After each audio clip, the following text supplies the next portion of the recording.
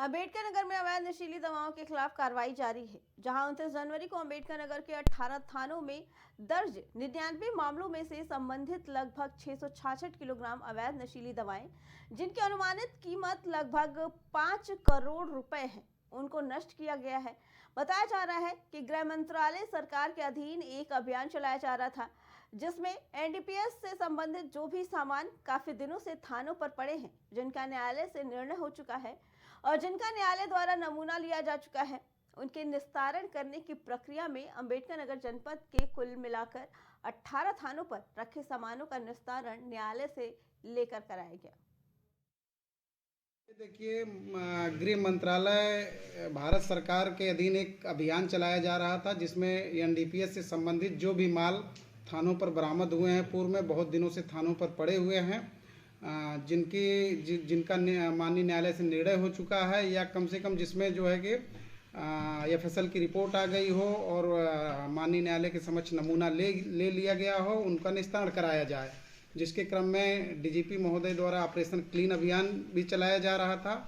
इसी क्रम में अंबेडकर नगर जनपद में कुल 18 थानों पर कुल मिला के 668 किलो कुल एनडीपीएस के मालों का निस्तारण माननीय न्यायालय से अनुमति लेकर कराया गया। और उसमें यह भी निर्देश था कि उसे खुले में परंपरागत तरीके से न किया जाए, जिससे प्रदूषण होगा। इसको जो है कि इंसिनरेटर के माध्यम से कराया जाए। तो इसको जो है कि महामाया एलोपैथिक मेडिकल कॉलेज के इंसिनेटर में कराया गया है।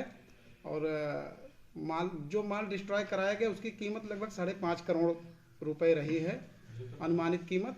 तो ये माननीय न्यायालय से अनुमति लेकर इस अभियान को सफल बनाया गया है। यहाँ पूरे 18 थाने पर मिलाकर लगभग 668 किलो के आसपास जो है कि एनडीपीएस के माल थे, जिसमें गांजा, चरस, स्मैक और भी नशीली गोलियां जो बरामद हुई थी पूर्व में, वो सारे थे।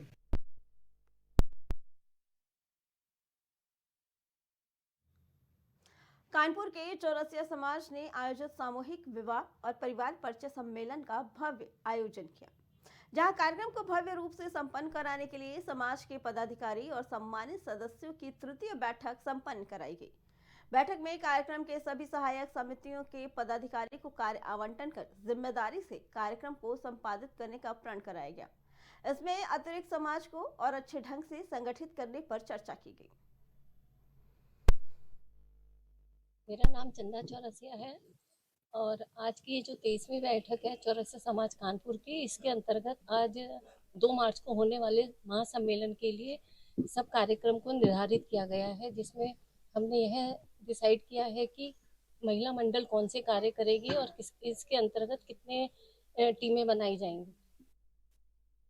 वैसे किन किन कार्यों की अभी तक रूपरेखा लगभग तैयार हो चुकी है?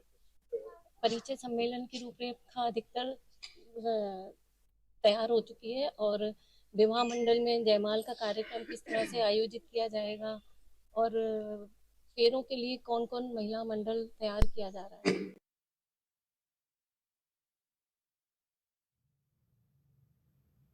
देवरिया में बरियारपुर थाना प्रभारी का अमानवीय चेहरा सामने आया है, जहां घर में घुसकर थाना प्रभारी ने प्रधान प्रतिनिधि और प्रधान के पति की पिटाई कर दी, जिन्हें अस्पताल में भर्ती कराया गया। बताया जा रहा है कि पीड़ित को कोर्ट से जमानत मिलने के बाद थाना प्रभारी ने घर में घुसकर पिटाई की। वहीं थाना प्रभारी के इस हरकत से गांव क्षेत्र में पुलिस की कार्य प्रणाली पर लगातार सवाल उठ रहे हैं।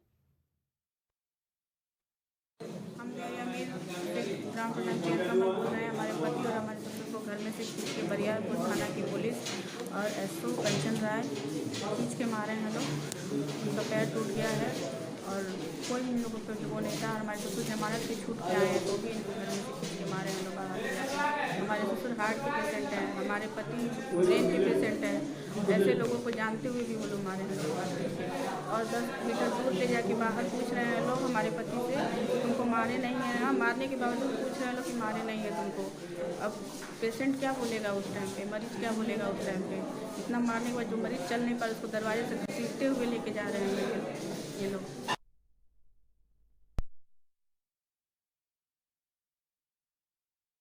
इसी पे आगे जानकारी देने के लिए हमारे साथ हमारे संवाददाता अरविंद जुड़ चुके हैं। अरविंद, क्या कुछ पूरा मामला है कि बताया जा रहा थाना प्रभारी ने घर में घुसकर पिटाई की है और जबकि वो जमानत पे चल रहे थे?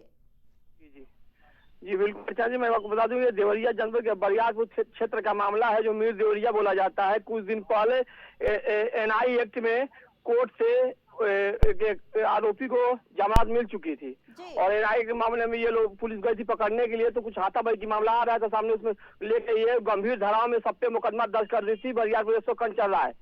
उसके बाद इनको 30 को अज्ञात में और 11 को नामजद आरोपी बनाई हुई थी, जिसमें 6 को गिरफ्तार कर जेल भेजी थी, जिसमें कोर्ट से इस आरोपी को जमानत मिल चुकी थी। लेकिन जमानत के बाद इनको हजम नहीं हुआ और आरोपी के घर में देर रात घुसकर आरोपी के साथ मारपीट की है और अपना कहर बरसा रही हैं। जी अरविंद, क्या पीड़ित परिवार ने थाना प्रभारी के खिलाफ कोई कार्रवाई या कोई तहरीर कराई है?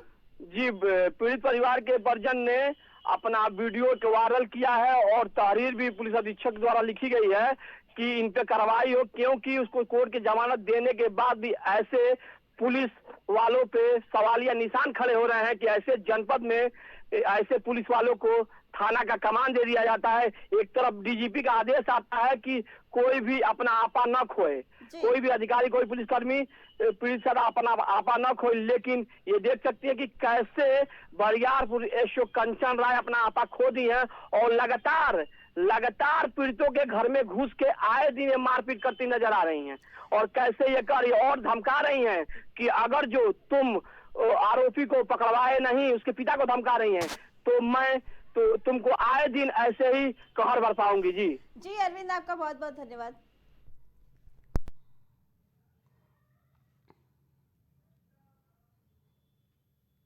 प्राइम उत्तर प्रदेश में फिलहाल इतना ही। बाकी खबरों के लिए देखते रहें प्राइम टीवी।